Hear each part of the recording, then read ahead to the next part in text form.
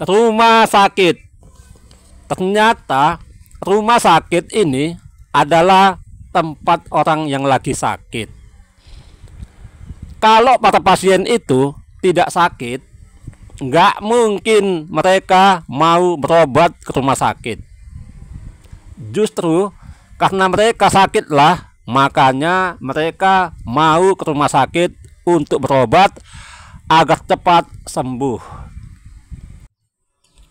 Bahkan pasien yang datang ke rumah sakit, kalau mereka sakitnya sudah agak parah, barulah mereka datang.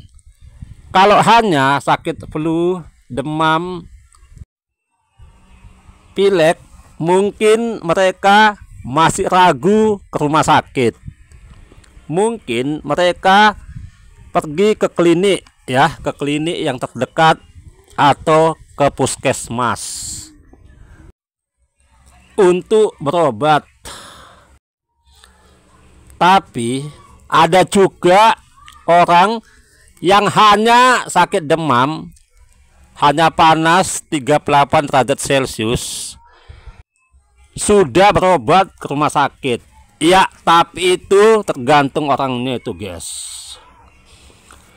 Semua orang akan menghindari yang namanya sakit, karena sakit itu tidak menyenangkan, justru menyusahkan, bahkan membuat menderita, ya. Apalagi sakitnya sudah sangat parah itu, guys.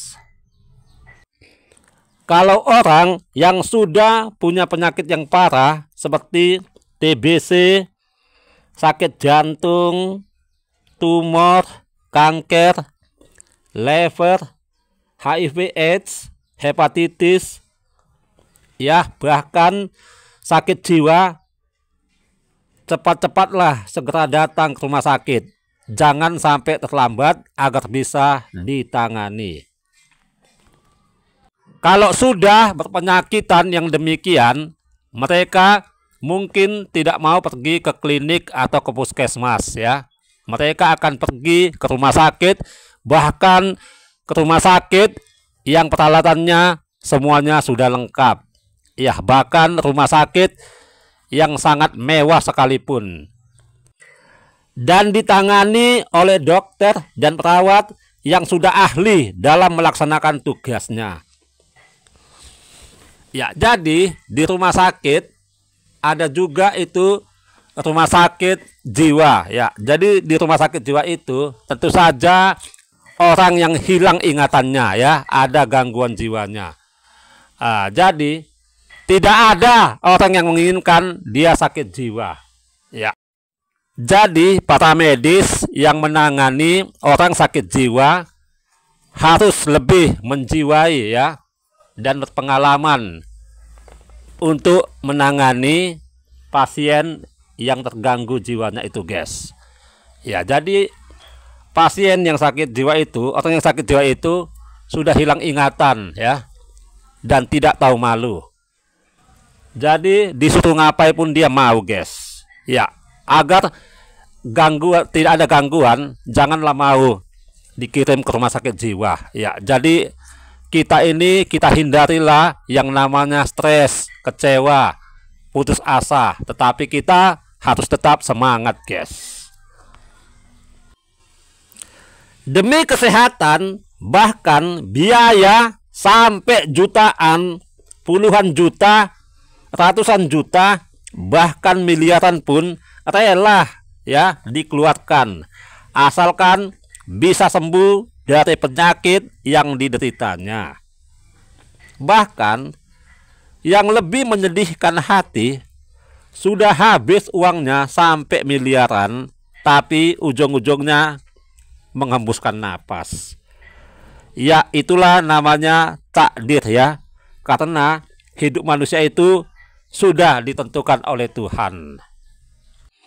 Para dokter dan petugas medis lainnya berusaha keras, bahkan mereka berdoa kepada Tuhan agar pasien yang berpenyakitan yang parah itu bisa disembuhkan oleh mereka.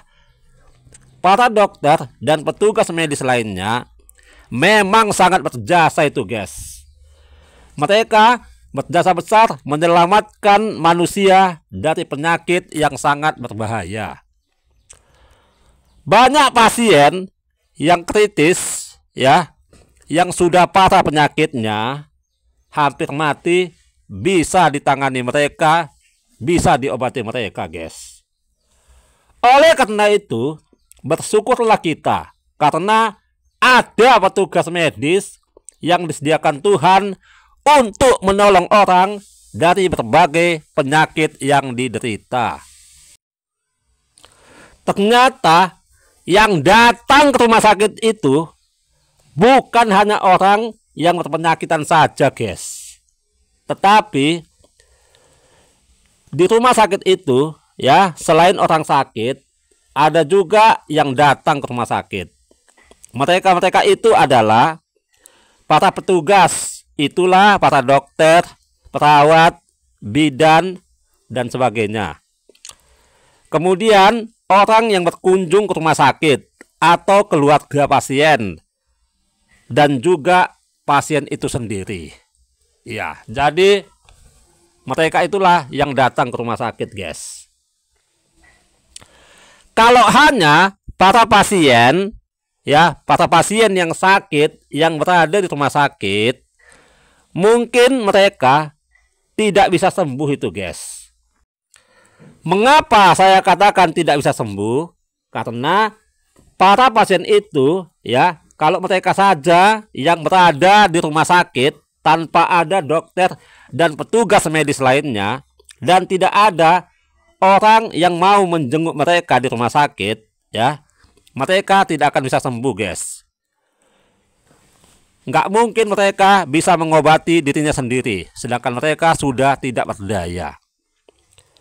Seandainya para pasien itu bisa sembuh dengan seketika tanpa ditangani oleh tim dokter dan petugas medis lainnya, ini mungkin suatu keajaiban yang sangat aneh di dunia nyata, guys.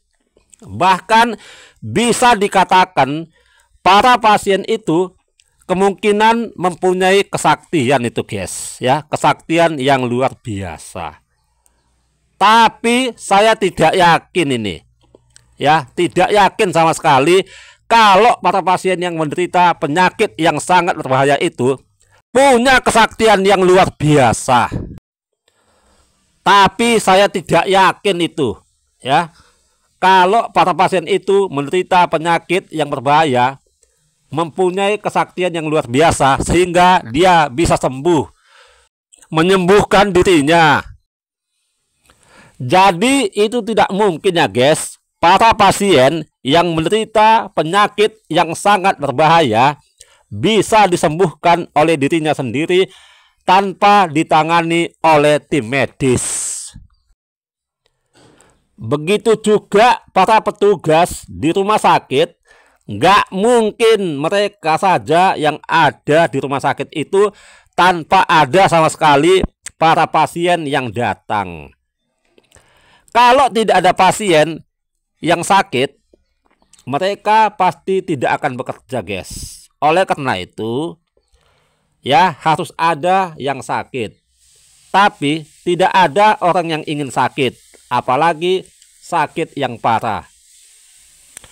Tapi yang namanya kehidupan manusia, sehat dan sakit itu sudah bagian dari kehidupan manusia yang harus didapat oleh manusia tanpa kecuali. Ya, jadi manusia di dunia ini, ya, tidak selamanya dia sehat dan tidak selamanya dia sakit. Ya, jadi yang namanya hidup, sakit itu pasti ada, guys, tapi tergantung penyakit yang dideritanya. Supaya kita tidak gampang terserang penyakit, kita harus hidup sehat, guys. Hidup sehat itu tidak sulit bagi orang yang selalu menjaga kesehatannya dengan baik. Tetapi terlalu sulit bagi orang yang tidak mau menjaga kesehatannya. Pola hidup sehat itu hidup secara teratur ya. Jangan banyak pikiran. Hidup penuh dengan semangat ya. Lebih sering tertawa daripada menangis. Tapi jangan terlalu sering tertawa seorang diri. Tapi tertawalah bila ada yang dianggap lucu di hadapan banyak orang, guys. Jangan tertawa terbahak-bahak di hadapan ribuan lebah. Sebab kalau tertawa di hadapan lebah nanti bisa berbahaya, guys, ya. Dan akibatnya bisa dikirim ke rumah sakit. Masih mending dikirim ke rumah sakit daripada dikirim ke alam baka. Oleh karena itu, tertawalah pada tempatnya.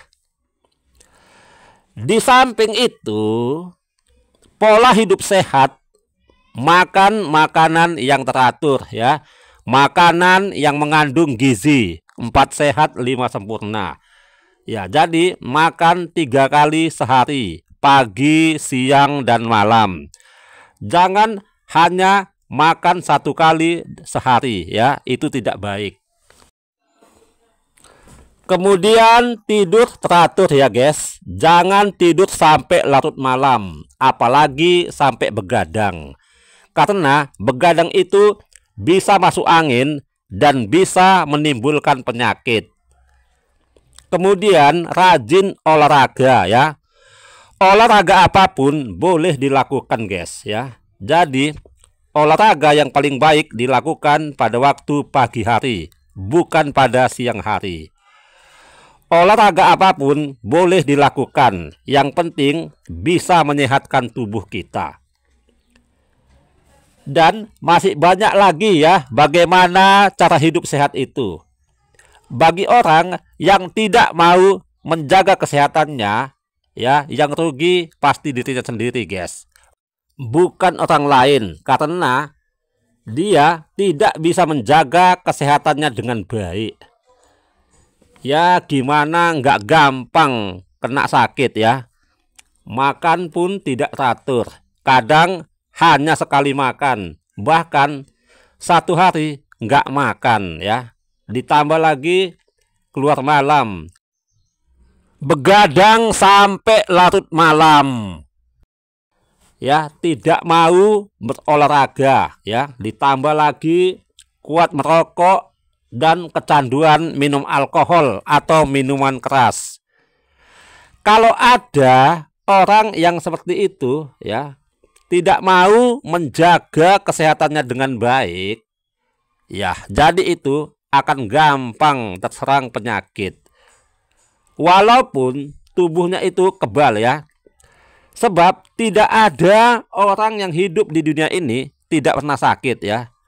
Sakit yang diderita seseorang itu pasti ada, tapi tergantung jenis penyakit apa yang dideritanya. Oleh karena itu, kita hindarilah segala hal yang bisa merugikan kesehatan tubuh kita ya. Jadi, rumah sakit itu tempat orang berobat bila dia sakit. Kalau dia tidak sakit, pasti dia tidak mau datang ke rumah sakit. Karena dia sehat, siapapun dia ya. Bila orang yang terganggu kesehatannya, silahkan saja datang ke rumah sakit. Seperti rajin mengecek gula, kolesterol, bahkan mau periksa tensi ya, juga bisa. Jadi kesehatan kita perlu kita cek ya, guys. Kalau tidak ada gangguan dan keluhan, berarti kita sehat. Oke, guys. Semoga kita semuanya dalam keadaan sehat. Salam sehat.